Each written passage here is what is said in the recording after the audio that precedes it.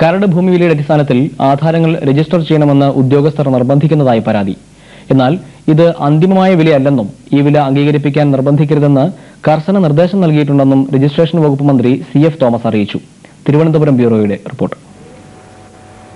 94-ൽ പുറപ്പെടുവിച്ച ചട്ടത്തിൽ ഭൂമിവില നിശ്ചയിക്കാനുള്ള മാനദണ്ഡങ്ങൾ വ്യക്തമാക്കിയിരുന്നെങ്കിലും ഇവ പ്രകാരം ഓരോ തുണ്ട് ഭൂമിക്കും വില തിട്ടപ്പെടുത്താനുള്ള ശാസ്ത്രീയ സമ്പ്രദായം നിർദ്ദേശിച്ചിരുന്നില്ല. ഉദ്യോഗസ്ഥർ സ്ഥലം കാണാതെയും കാര്യങ്ങൾ വിലയിരുത്താതെയുമാണ് വില നിശ്ചയിച്ചതെന്നാണ് ആക്ഷേപം.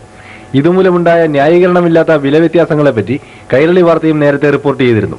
ജിയോളജിക്കൽ ലൈ, കൊമേഴ്സ്യൽ ഇമ്പോർട്ടൻസ് തുടങ്ങി ഓരോ വസ്തുവിലേക്കുമുള്ള വാട്ടർ സൗകര്യങ്ങൾ, ഇലക്ട്രിക് സൗകര്യങ്ങൾ തുടങ്ങിയുള്ള ആളുകളുടെ ആവശ്യങ്ങൾ മുഴുവൻ മനസ്സിലാക്കിക്കൊണ്ട് കരട് വിജ്ഞാപനം പുറപ്പെടുവിക്കണമെന്നാണ് സ്റ്റാമ്പ് ആക്ട് 28A നിഷ്കർഷിക്കുന്നത്. എന്നാൽ ജനപ്രതിനിധികൾ ഉൾപ്പെടെയുള്ള സമിതികളാണ് വില നിശ്ചയിച്ചതെന്ന് രജിസ്ട്രേഷൻ വകുപ്പ് മന്ത്രി CF തോമസ് പറഞ്ഞു. എല്ലാ ആഫീസുകളിലും ജനങ്ങളുടെ അറിവിലേക്കിട്ട് പ്രസിദ്ധീകരിച്ചിട്ടുണ്ട്. നമ്മൾ ഗസറ്റിൽ പ്രസിദ്ധീകരിക്കാൻ പോയി വിലയെല്ലാം.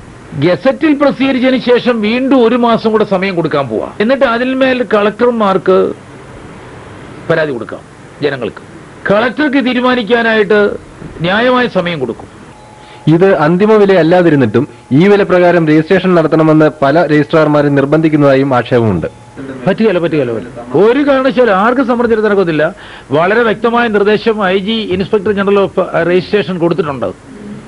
ഇത് ഫെയർ വാല്യൂ അല്ല. ഫെയർ വാല്യൂ ഇപ്പോൾ 0 ആണ് എന്നാ പറഞ്ഞിരിക്കുന്നു. ഇപ്പോൾ നടപ്പിലുള്ള ധാരണാ വില, ആ വിലയ്ക്ക് അനുസരിച്ചാണ്, വില വെച്ചാണ് നമ്മൾ രജിസ്ട്രേഷൻ നടത്തുന്നത്.